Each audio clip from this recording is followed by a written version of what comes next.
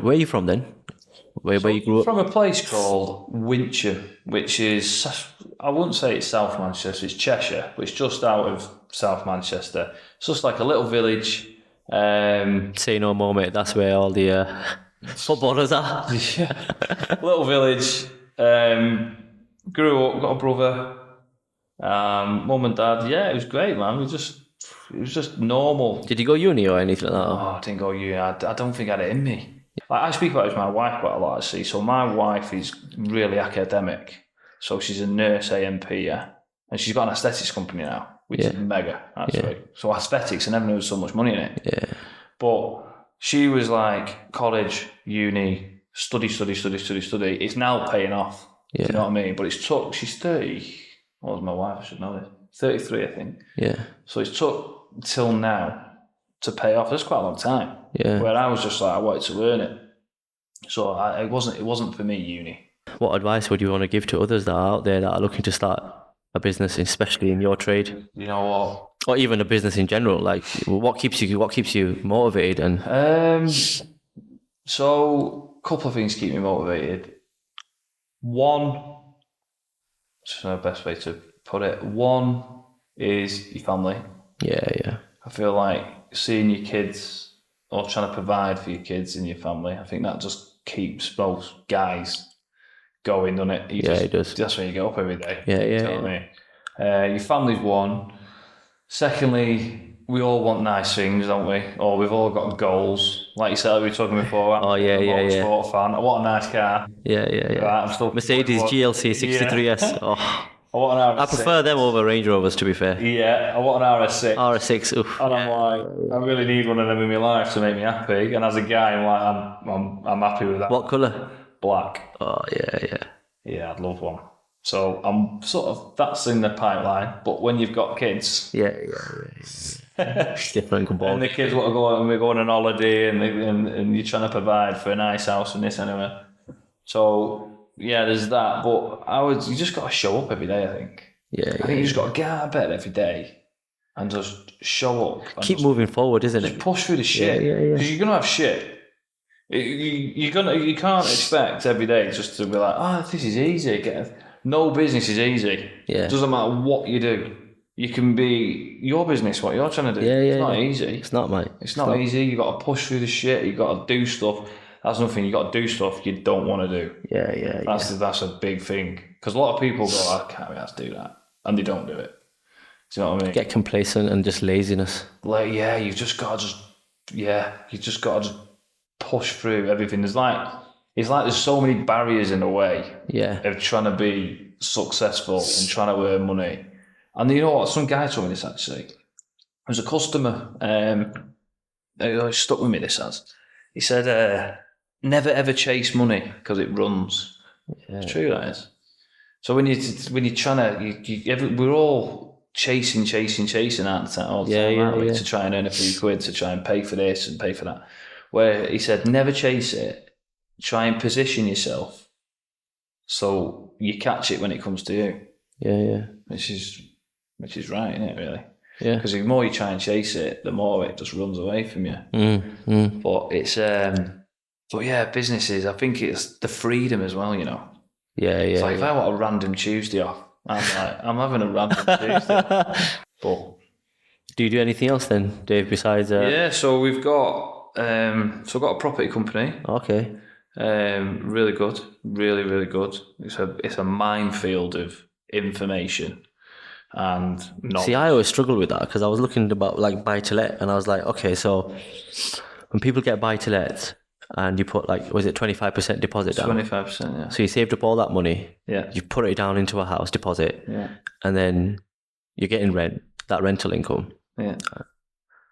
So it's like it's like you put your money in, but then you're just slowly getting your money out, drip fed on a month by month basis. It's like, what's the point? So if I put 25 grand down, and I don't know, the mortgages or the monthly rent is £500. It's really 300, but I'm charging them 200 extra, so it's £500. So that £200 times 12, it's like I'm not going to see that until years to come, mate. So it's like, okay, so tell us more about this. Right. Okay. So break it down to me, man.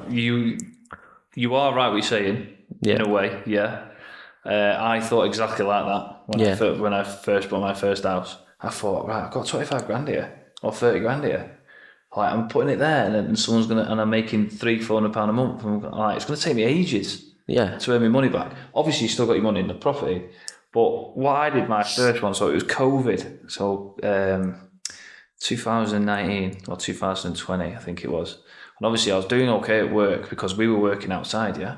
So everyone was like, wanted me because I could work still because I was outside. It was a great time because customers never used to come and see you. Because of COVID. So they used to just say, you used to just peek through the window. You all right? Thumbs up. Yeah, we're all right. Yeah, COVID. I've got COVID. I said, it's all right. Don't you stay in the house. So we just had the free run of the garden.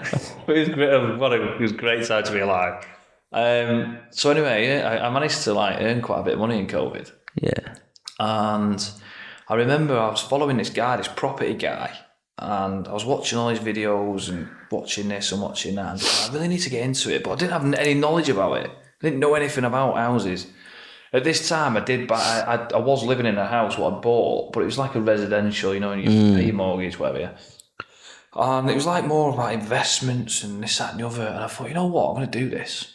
I'm just going to do it. I'm going to do one. I'm going to see and I'll learn along the way, because that's a big thing in business. A lot of people, what they do is complicate it, and they'll talk themselves out of doing something, won't they? Yeah. All the time, man. Oh, I see it all the time. Like, someone's going to go, I'm going to do that, and then they start looking into how they're going to do it, and then they think, oh no, well, that's really difficult. Yeah. And then they just sack it off. Yeah. Don't they? Yeah. They just go, it's too hard. So I thought, right, I'm going to do it, and luckily, my wife's really, really clued up, and me and my wife work really, really well because she's really academic and I'm really practical. Yeah. So when we buy a house together now, right, or in the business, or we buy a property, she's really good with dealing with all the solicitors and stuff like that, and I'm really good at doing it up. Yeah. So it works a treat. Yeah. But going back to what you were saying, okay, so the figures on our first house. So we bought our house, our first buy-to-let property in a company, by the way. That's the key. You need to buy in a company, like a limited company, for tax purposes and blah blah blah. So we bought our first property for 100 grand. It wasn't on a great estate, and I was thinking, it's not really a great estate. But now I look back and think, well, I'm never going to live there. It's just an investment. So 25 grand down on a 100 grand house. So I put 25 grand in. You have to pay stamp duty and you have to pay legal fees. So by the time you've finished messing about to buy a 100 grand house and a buy to let, you probably have to do it up as well. Yeah, depending on how bad the house is. But before you ever buy a house, you have to work backwards. So you have to know your figures before you buy it. So that takes a bit of experience. Don't get me wrong, I've bought a couple of houses where I think, probably shouldn't have bought this. Yeah. But then it worked out all right in the end. Yeah. So generally speaking, you put 25% in with all your fees and this and the other. To buy 100 grand house, you're 30 grand in. Like you were saying, if your mortgage is an interest-only mortgage at £300 a month, and you're renting it out for, say, £800 a month, you make £500 a month profit, right? By the time you take a few management fees out of that, and maintenance costs and this and the other, let's just say, be conservative, you make 400 quid a month. Yeah. So if you try and, how many months is it going to take you to earn your 30 grand back? A lot. Yeah. Probably 6 years. I don't know. 6-7 years, I would imagine. So that is daunting. Yeah. But that's what put me off. That is daunting. That's the same thing. But what a lot of people do in property is obviously they think like that. Yeah. It's quite daunting. I remember when I do it, I was like, oh my God, this 30 grand's gone. You've still got your 30 grand in the house. Yeah. Your 25, sorry. Because if you ever sold the property, you'd sell it and then you'd get your money back. Yeah. So basically, that's if the house value goes up. Yeah. So all you're doing is you're getting your pot of money and you're just putting it over there in that property, and you're basically just tying it up. You can't spend it because it's in that house. But what a lot of people do is, a lot of people become wealthy from capital appreciation rather than the rent. Yeah. So it's a long-term game. So if you've got this house, let's just say one house, what you've bought for 100 grand, and you keep it 10 years, the house probably would double every 10 to 15. So let's just say it's worth another 80 grand in 10 years, yeah?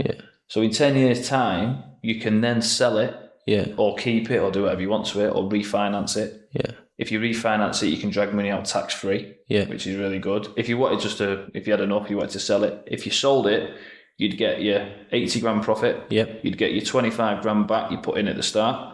Yeah. Yep. By the time you paid all the mortgage off. So what is that 80 grand plus the 25 grand on top? Yeah. Okay, So okay. if you're buying it for 100, you've paid 25 grand in already. Yeah. So you've only got a mortgage of 75. Yeah. So if you're selling it for say 175, Yeah. I get what you mean now. you've got 100 grand. Yeah. Do you know what I mean? You've got 100 grand profit. So the 100 grand, yes, you pay tax on it. So the 100 grand profit you've got is back in your pocket. Right? Just get another one. You pay 80 grand, say, back in your pocket. But then you've been getting rent at £400 a month for 15 years. Yeah. So if you actually, I've not got a calculator on me, but if you actually did the math, you're putting 25 grand in there, and you're probably coming out with 200 grand. At the end. That makes sense. But if you put 25 grand into your bank account, they ain't giving you 500 quid a month, are they? No chance, mate. I think I got something the other day. I think I got about 16p off one of my accounts. Obviously, I don't have Interest, right? 16p. Oh, we really want to let you know. Thank you for being such a loyal customer. I think it was just like this little crappy savers account I had. Yeah. And I got something like 16p.